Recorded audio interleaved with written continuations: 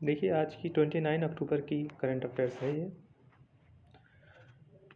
29 अक्टूबर की current affairs में जो मेन न्यूज़ है उसके बारे में एक एक करके देखते हैं। इसमें सबसे पहले न्यूज़ देखिए, प्रधानमंत्री की जो मन की बात प्रोग्राम चलता है जो उनका, उसका 106 एपिसोड जो है वो हुआ है 29 अक्टूबर को। उसमें उन्होंने क्या क्या बातें की हैं, जो इम्पोर्टेंट बातें हैं आपके एग्ज़ाम के पॉइंट ऑफ व्यू से, उसको देख लेते हैं। ठीक है, सबसे पहले देखिए प्रधानमंत्री जी ने उसमें एक जिक्र किया 15 नवंबर को जो है एक दिवस मनाया जाएगा जिसको कहेंगे जनजातीय गौरव दिवस। ठीक है, तो 15 नवंबर को जनजातीय गौरव दिवस मनाया जाएगा। ठीक है, अब ये जनजातीय गौरव दिवस क्या है? जो ट्राइबल्स ब्रिटिशर्स के अगेंस्ट लड़े थे उनके स्ट्रगल को दिखाता है ये जनजातीय गौरव दिवस। और ये किसकी याद में है, मेमोरी में है? तो बिरसा मुंडा, जिनको भगवान भी कहा जाता है, भगवान बिरसा मुंडा। ठीक है, इनकी मेमोरी में ये जो है, इनकी याद में ये जनजातीय गौरव दिवस मनाया जाएगा 15 नवंबर को। तो ये डे फिक्स हो गया है, 15 नवंबर को ये दिवस हर साल मनाया जाएगा। अब बिरसा मुंडा का क्या, मुंडा विद्रोह हुआ था, उसके बारे में जो है, जब विद्रोहों के बारे में पढ़ेंगे हिस्ट्री के अंदर, मॉडर्न हिस्ट्री में, तो उसको पढ़ेंगे। लेकिन यहाँ पे देखिए ये इम्पोर्टेंट है कि 15 नवंबर को जनजातीय गौरव दिवस मनाया जाएगा और भगवान बिरसा मुंडा की याद में मनाया जाएगा। फिर देखिए एक और जो है बात उन्होंने की, 31 अक्टूबर ये एकता दिवस के रूप में मनाया जाता है।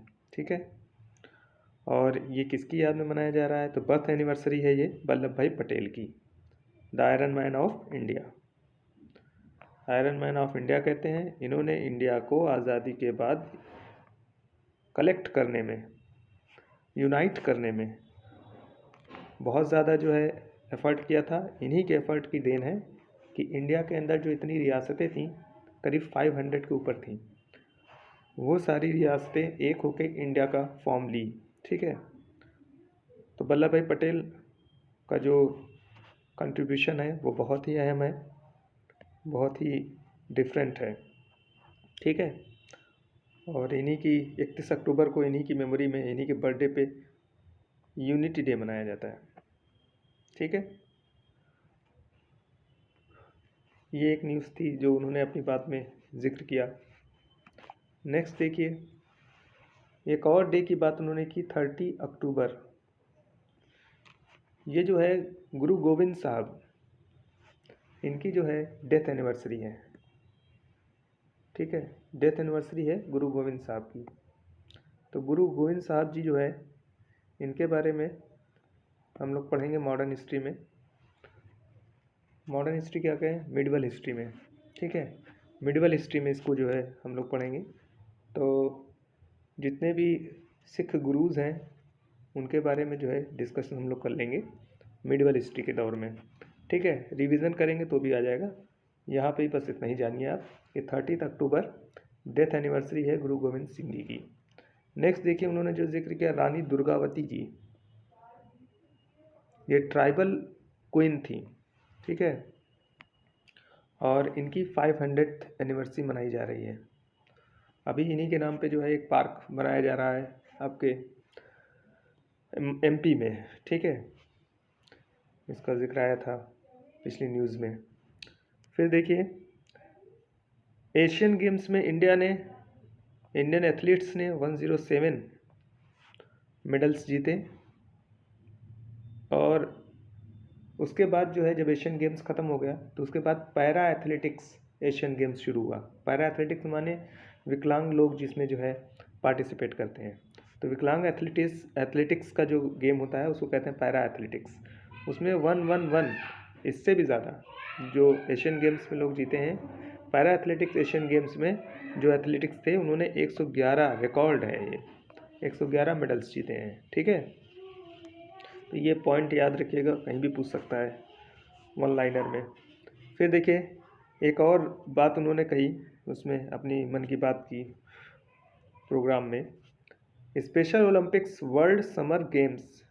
कहा कि ये जो गेम्स हुए हैं इसमें तो इंडिया ने बहुत अच्छा किया है, लेकिन अगला जो कदम होगा या अगला जो फोकस होना चाहिए वो होना चाहिए बर्लिन।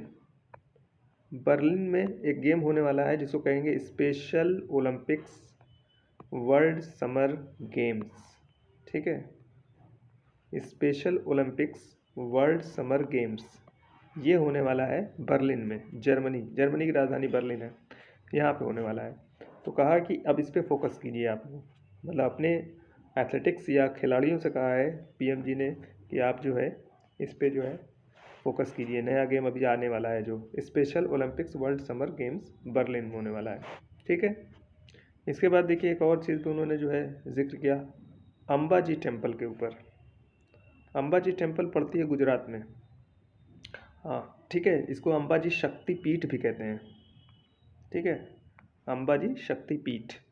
और ये गब्बर पर्वत, जब यहाँ जाते हैं तो गब्बर पर्वत से पास करते हैं। ठीक है, तो गब्बर पर्वत के पे जो है दोनों तरफ योगा के जो है सिंबल्स जो है उसके डिफरेंट आसन जो होते हैं उसको बनाया गया है, और वेस्ट से बनाया गया है, डिफरेंट टाइप के वेस्ट से जो है वो बड़े बड़े फिगर बनाए गए हैं गब्बर पर्वत पे।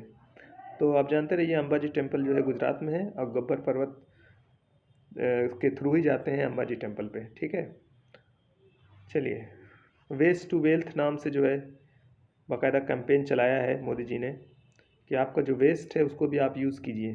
ठीक है, किसी भी तरह का वेस्ट है अगर उससे कुछ बन सकता है तो आप बनाइए उसको। फिर देखिए अगला जो पॉइंट उन्होंने डिस्कस किया या डिस्क्राइब किया वो था 525th एनिवर्सरी है ये संत मीराबाई की, very famous saint of medieval period. Medieval period की बहुत ही ज़्यादा प्रसिद्ध, बहुत ज़्यादा जो है सेकर्ड ये जो है संत थी, और ये अपना गुरु मानती थी संत रविदास को। ठीक है, कृष्ण जी के भजन गाती थी। ठीक, तो इनके भजनों का जो है बाकायदा संग्रह है। तो संत मीराबाई जो है इनका 525वां एनिवर्सरी है, और अपना गुरु किसको मानती थी? संत रविदास को मानती थी। ठीक है, अपनी जो है राइटिंग्स में उनका जिक्र किया है इन्होंने, इसीलिए लोग कहते हैं कि इन्हीं को अपना गुरु मानती थी वो। फिर देखिए नेक्स्ट न्यूज़ की तरफ अब जाते हैं। अब ये 106 जो है मन की बात की जितनी डिस्कशन किया था उन्होंने, या जितनी चीज़ों को डिस्क्राइब किया था उसको मैंने बता दिया जो इम्पोर्टेंट है। इसके बाद देखिए 7th एडिशन ऑफ काजिंद। ये काजिंद जो है ये कज़ाकिस्तान और इंडिया के बीच एक मिलिट्री एक्सरसाइज है जो 2023 में हो रही है। ठीक है, और ये अभी होगी नवंबर में। तो इसमें ये जॉइंट मिलिट्री एक्सरसाइज है, मतलब मिलिट्री की एक्सरसाइज है, कजाकिस्तान और इंडिया के बीच है। ओटार कजाकिस्तान में होगी, ओटार एक जगह है कजाकिस्तान की। तो ये काजिंद जो है एक्सरसाइज ये ओटार में होगी इस बार। दो कंट्रीज़ के बीच जब एक्सरसाइज होती है तो एक बार वन कंट्री में होती है, दूसरी बार दूसरी कंट्री में होती है, अल्टरनेटिव एक दूसरी कंट्रीज़ में होते रहता है एडिशन। ठीक है, तो मिलिट्री एक्सरसाइज जो है अगर कजाकिस्तान में इस बार हो रही है तो नेक्स्ट टाइम इंडिया में होगी, यही सीक्वेंस होता है। फिर देखिए इंडिया की तरफ से कौन सी रेजिमेंट या कौन सी मिलिट्री ट्रूप जाएगी यहाँ पे इस जो है एक्सरसाइज में पार्ट लेने के लिए, तो डोगरा रेजिमेंट जाएगी।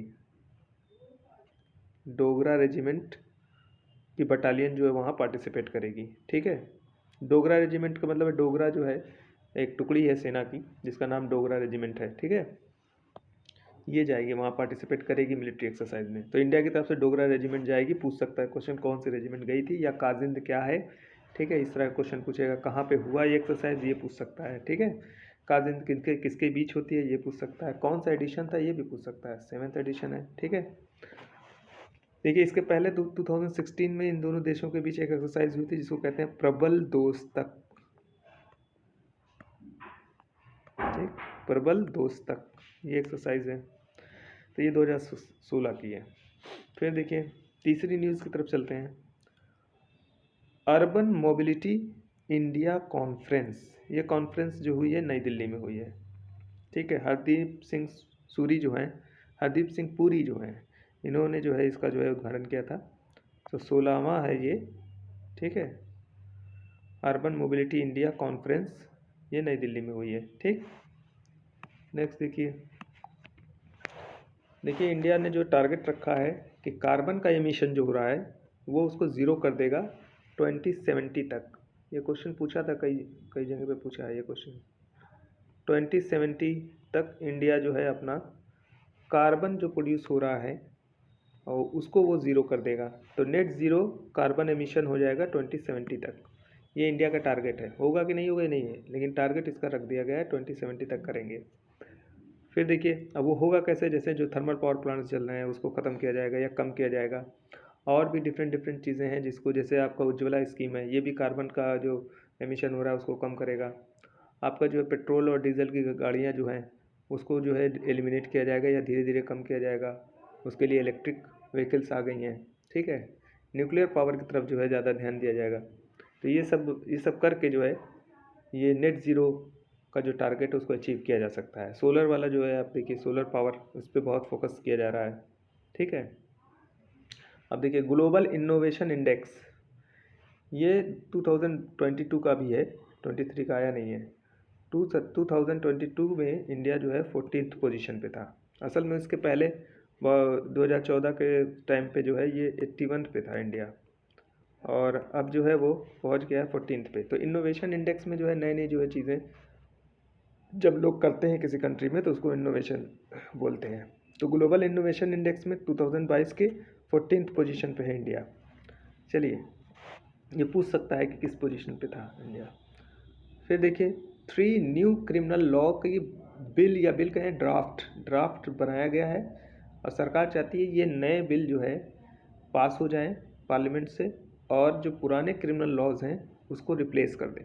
ठीक है, तो नए जो क्रिमिनल लॉज के ड्राफ्ट तैयार हुए हैं उनके नाम क्या हैं और किसको रिप्लेस करेगा वो ये देख लीजिए। भारतीय न्याय संहिता, पहला है भारतीय न्याय संहिता, ये आईपीसी को रिप्लेस करेगा। ठीक है, फिर उसके बाद देखिए भारतीय नागरिक सुरक्षा संहिता, हिंदी में नाम दिया गया है, इसको लेके भी लोग बहुत एतराज़ कर रहे हैं। भारतीय नागरिक सुरक्षा संहिता सीआरपीसी। ठीक है, क्रिमिनल प्रोसीजर कोड ये था पहले, ये इंडियन पेनल कोड था, इसको चेंज करके भारतीय न्याय संहिता कहा जाएगा। और क्रिमिनल प्रोसीजर कोड जो था उसको भारतीय नागरिक सुरक्षा संहिता कहा जाएगा। फिर एविडेंस एक्ट था, एविडेंस एक्ट बहुत इंपॉर्टेंट है, इसकी जगह पाया जाएगा भारतीय साक्ष्य संहिता। ठीक है, तो ये 3 संहिता बनेगी, और इसमें बहुत ज़्यादा तो चेंज नहीं हुआ है लगभग। अगर इसके ड्राफ्ट को देखिए तो इसमें यही है कि कुछ चीज़ें हटा दी गई हैं, कुछ चीज़ें बढ़ा दी गई हैं। कुछ लोग कहते हैं अमेंडमेंट से हो सकता था, कुछ कहते हैं नहीं पूरा बदलना ही ज़्यादा सही था। अब इस पे डिस्कशन जो है अलग से किया जा सकता है कि ये इसमें क्या चीज़ें, अच्छा ये भी बात है कि क्या चेंजेस किए गए हैं। कुछ लोग कहते हैं बहुत ज़रूरी था चेंज करना, बहुत पुराने हो चुके थे आईपीसी सीआरपीसी एविडेंस एक्ट, उनके जहाँ पे नया लाना चाहिए था, बहुत पहले लाना चाहिए था, अभी आ रहा है। लेकिन अब इसमें देखना है कि गवर्नमेंट ने जो ये ड्राफ्ट बनाया है इसमें कौन सी बड़ी चीज़ें, कौन से बड़े कदम उठाए गए हैं जिससे आपका जो है जुडिशियल सिस्टम सही हो जाएगा, या उसमें जो प्रॉब्लम्स है वो दूर हो जाएंगी। ठीक है, तो अगर इसके जो है ड्राफ्ट को देखा जाए तो लगभग वही चीज़ें हैं जो सब में लिखी हुई हैं। ठीक है, बहुत चेंज दिख नहीं रहा है। आप देखिए आर्टिकल 348 ये लैंग्वेज को लेके है। आर्टिकल 348 जो लॉ के जो लैंग्वेज होगी वो इंग्लिश होगी, और ये जो इसके टाइटल हैं सब हिंदी में दिए गए हैं। कुछ लोग कहते हैं आर्टिकल 348 जो कॉन्स्टिट्यूशन का है उसका वायलेशन हो रहा है। ठीक है, तो ऐसे एतराज़ दुनिया भर के उठाए जा रहे हैं, लेकिन गवर्नमेंट ने इस पर जो है एक कमेटी भी बनाई हुई है। आपको पता है कि ये जो लॉ कमीशन है, ठीक है, वो भी इस पर अपनी राय दे रहा है, रिपोर्ट दे रहा है। और उसमें एक जो स्टैंडिंग कमेटी होती है पार्लियामेंट की, उसने भी अपनी जो है इस पर रिपोर्ट देनी है। तो ये एक इम्पॉर्टेंट न्यूज़ है, जानते रहिए। नाम पूछ लेगा तो हो सकता है आप कंफ्यूज हो जाएं। तो भारतीय न्याय संहिता, भारतीय नागरिक सुरक्षा संहिता और भारतीय साक्ष्य संहिता, साक्ष्य वाला तो एविडेंस से पकड़ा जाएगा, ये न्याय संहिता आईपीसी है और नागरिक सुरक्षा वाला सीआरपीसी है। लेकिन एक्चुअल में अगर देखा जाए तो ये नाम जो है सटीक बैठ नहीं रहे हैं। ठीक है, जो भी गवर्नमेंट ने किया है ठीक ही किया है। अब देखिए इस पर ड्राफ्ट हो गया, अब कब तक ये पास होता है। नेक्स्ट देखिए, Maldives detained Tamil Nadu fisherman near Thinadhoo island. ये जो मालदीव जो है कंट्री है, आपके पड़ोसी देश है ना, श्रीलंका के आपके जो है केरला के बगल में है। और थिनाडू आइलैंड जो है एक आइलैंड है उसका, मालदीव का। तो तमिलनाडु के कुछ फिशरमैन इस आइलैंड पे पहुंच गए थे या इस आइलैंड के करीब में थे। तो मालदीव के जो है कोस्ट पे जो उसके जो है गार्ड होते हैं, ठीक है, जो समुद्र में गार्ड होते हैं, उन्होंने इनको गिरफ्तार कर लिया। गिरफ्तार क्या कर लिया, रोक लिया इनको, ठीक है। तो थिनाडू आइलैंड इंपॉर्टेंट है, कहाँ पे है ये, और मालदीव के बारे में भी देखा जाएगा, ठीक है। तो वर्ल्ड का जब पढ़ेंगे तो उसमें हम इसको देख लेंगे।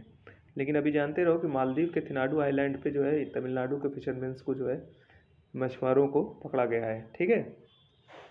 फिर देखिए महाकाल टेम्पल, ये उज्जैन में है। ये भी न्यूज़ में कहीं आया था, महाकाल टेम्पल। इसका रिजुविनेशन हो ही चुका है, सरकार ने इसको बहुत बड़ा बनवा दिया है। फिर इसके बाद एमपी में है, ठीक है, उज्जैन एमपी। अब देखिए बांग्लादेश जो है 1971 की जो उसकी वार हुई थी पाकिस्तान के साथ, और फिर नई कंट्री बन के उभरा था पाकिस्तान, बांग्लादेश नई कंट्री बना था। तो उसके लिए जो है उसको कहते हैं लिबरेशन वार ऑफ बांग्लादेश, ठीक है, 1971। इसमें इंडिया ने बहुत, इंदिरा गांधी ने और इंडियन आर्मी ने बहुत ज़्यादा बड़ा रोल निभाया था। और इस तरह से पाकिस्तान जो है डिवाइड हो गया, और एक तरफ से इंडिया की जो बाउंड्री थी लगभग सेफ हो गई। अगर देखा जाए बांग्लादेश के साथ जो है इंडिया का रिलेशन हमेशा अच्छा रहा है। थोड़ा बहुत इन्फिल्ट्रेशन होता है, लेकिन ये है कि वो बाउंड्री अगर वहाँ पाकिस्तान होता तो शायद ज़्यादा दिक्कत होती। तो इंडिया ने अपने को सेव कर लिया। बांग्लादेश जब अलग हो गया, लैंग्वेज के नाम पे हुआ था, बंगाली वो बोलते थे और इधर पाकिस्तान में उर्दू चलती थी, तो उन लोगों के बीच बहुत कॉन्फ्लिक्ट था। तो लैंग्वेज के नाम पे जो है ये कंट्री बन के उभरी, ठीक है। तो लिबरेशन वॉर 1971 में है, और ये जो लिबरेशन वॉर की याद में एक मेमोरियल बनाया जा रहा है, ठीक है, बांग्लादेश के अंदर। और वो इंडियन सोल्जर्स ने जो अपना कंट्रीब्यूशन किया था, योगदान दिया था बांग्लादेश के बनने में, उनकी याद में है, ठीक है। इंडियन सोल्जर्स को याद, श्रद्धांजलि देने के लिए है ये, ठीक है, उनको ऑनर देने के लिए है। और कहाँ पे बनेगा बांग्लादेश में, तो आशुगंज एक जगह पड़ती है उनकी, यहाँ बनेगा, ठीक है, आशुगंज में। समझ में आया।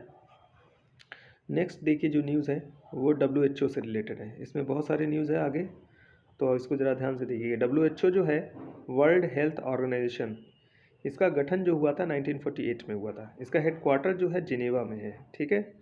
और इसके इस वक्त के जो डायरेक्टर जनरल हैं, डायरेक्टर जनरल DG बोला जाता है, डायरेक्टर जनरल जो है वो टेड्रोस साहब हैं, ठीक है, कनाडा के हैं टेड्रोस। 2017 से ये हैं, ठीक। अब ये जो WHO है, यूनाइटेड नेशन से इसका रिलेशन है, हाँ है। ये यूनाइटेड नेशन की स्पेशलाइज्ड एजेंसी है, यूनाइटेड नेशन का पार्ट तो नहीं है, लेकिन उसकी स्पेशलाइज्ड एजेंसी है ये, ठीक है। अब इसके बाद देखते हैं, देखिए WHO के 6 रीजनल ऑफिसेज हैं। कितने हैं, 6 हैं रीजनल ऑफिसेज। मतलब इसका हेडक्वार्टर तो जिनेवा है, वहाँ से तो पूरे वर्ल्ड को देख नहीं पाएगी वो, इसलिए उसने डिफरेंट एरिया में अपने जो है रीजनल ऑफिसेज खोल रखे हैं, जहाँ से वहाँ के लोकल प्रॉब्लम्स को वो डील कर पाए, ठीक है। अब देखिए अफ्रीका एक है, इसका हेडक्वार्टर यहाँ पे है, एक रीजनल ऑफिस अफ्रीका में। कहाँ पे है अफ्रीका में, तो ब्राज़ीविले जगह है। ब्राज़ीविले कैपिटल है कहाँ की, रिपब्लिक ऑफ कांगो की। तो एक इसका ऑफिस जो है अफ्रीका के ब्राज़ीविले में है, जो कांगो की राजधानी है। एक इसका ऑफिस जो है अमेरिका के वाशिंगटन DC में है, ठीक है। एक इसका ऑफिस साउथ ईस्ट एशिया के नई दिल्ली में है, तो एक रीजनल ऑफिस इसका नई दिल्ली में भी है। एक इसका जो है मेडिटेरेनियन क्षेत्र में इसका है, एक कायरो में, कायरो इजिप्ट, काहिरा जिसको कहते हैं आप, काहिरा राजधानी है मिस्र की, तो कायरो इजिप्ट की राजधानी है, एक यहाँ इसका ऑफिस है। एक देखिए वेस्टर्न पैसिफिक में जो है इसका हेडक्वार्टर है मनीला फिलीपींस की राजधानी है, तो मनीला में है, ठीक है। और आखिरी है यूरोप में इसके जो है हेडक्वार्टर कहाँ पे है, जो यूरोपियन प्रॉब्लम्स को देखेगा वो है कोपनहेगन में, ठीक है। ये डेनमार्क की राजधानी है। तो फिर से देख लीजिए इसके रीजनल ऑफिसेस कहाँ कहाँ है। अफ्रीका में है, कहाँ पे अफ्रीका में, ब्राज़ीविले, कांगो की राजधानी है। अमेरिका में वाशिंगटन डीसी है, जो यूएसए की जो कैपिटल है। साउथ ईस्ट एशिया में न्यू दिल्ली में है इसका हेडक्वार्टर। ईस्ट मेडिटेरेनियन में कायरो, इजिप्ट की राजधानी है। वेस्टर्न पैसिफिक में मनीला, जो फिलीपींस की राजधानी है। यूरोप में कोपनहेगन, डेनमार्क की राजधानी है, ठीक है। तो इस तरह से 6 ऑफिसेस इसके 6 रीजन में हैं। तो ये इम्पोर्टेंट है। अब देखिए ये ऑफिसेस की बात आई कहाँ से। असल में जो है, जो ये साउथ ईस्ट एशिया का हेडक्वार्टर नई दिल्ली में है, यहाँ पे एक मीटिंग होने वाली है, ठीक है। साउथ ईस्ट एशिया का जो हेडक्वार्टर नई दिल्ली, यहाँ पे एक मीटिंग होने वाली है। और मीटिंग किस लिए हो रही है कि देखिए ये जितने भी ऑफिसेज हैं सब में एक डायरेक्टर बैठता है, हर का अलग अलग डायरेक्टर होता है, ठीक है। तो हर ऑफिस में एक डायरेक्टर होगा। तो यहाँ पे जो साउथ ईस्ट एशिया का जो हेडक्वार्टर नई दिल्ली में है, इसके अंदर जो डायरेक्टर है या इस एरिया का जो डायरेक्टर है, उसका टाइम पीरियड पूरा हो गया है, ठीक है। उनका नाम था पूनम क्षेत्रपाल सिंह, ठीक है। पूनम क्षेत्रपाल सिंह थे। इनका जो है टाइम पीरियड पूरा हो गया है और इनकी जगह पे अब जो है किसी को नॉमिनेट करना है। इसके लिए मीटिंग हो रही है दिल्ली में, ठीक है। 30 अक्टूबर से 2 नवंबर तक की मीटिंग है। तो इस मीटिंग के अंदर जो है नया जो है कौन डायरेक्टर होगा, कहाँ का, साउथ ईस्ट एशिया का, इस वाले में कौन डायरेक्टर होगा, इसके लिए जो है तय करना है, इसके लिए नॉमिनेशन देना है। तो 2 कैंडिडेट्स खड़े हैं, एक है साइमा वाजिद, नाम है वाजिद, साइमा वाजिद है, एक ये खड़ी हैं। और दूसरे जो आदमी है वो शंभू प्रसाद हैं। तो ये साइमा वाजिद जो है बांग्लादेश से आई हैं। इनको या तो ये जी बनेंगी या तो ये शंभू प्रसाद जो नेपाल के हैं, इनमें से किसी को सिलेक्ट करना है, ठीक है। 2 नाम आया है। तो साउथ ईस्ट एशिया जिसका हेडक्वार्टर नई दिल्ली है, इस रीजनल ऑफिस में कौन डायरेक्टर होगा। पहले पूनम क्षेत्रपाल सिंह थी, इनका टाइम पीरियड पूरा हो गया है। इसके बाद इनमें दोनों में से किसी को चूज़ करना है लोगों को, ठीक है। साइमा वाजिद बने या तो शंभू प्रसाद बने, 2 ही नाम आया है, इसीलिए 2 में से कोई एक बनेगा। तो इस तरह से जो है ये न्यूज़ जो है आपकी थी 29 अक्टूबर की, कंप्लीट हो गई, ठीक है। आप इसको 1-2 बार देख लेंगे तो सारी चीज़ें आपको याद हो जाएंगी। तो यहीं पे रोकते हैं। अब हमारा जो है एक जो है कोशिश है कि सारी की सारी जो है न्यूज़ जो इम्पोर्टेंट हो वो आपको मिल जाए डे वाइज, ठीक है, तो छूटे ना पाए।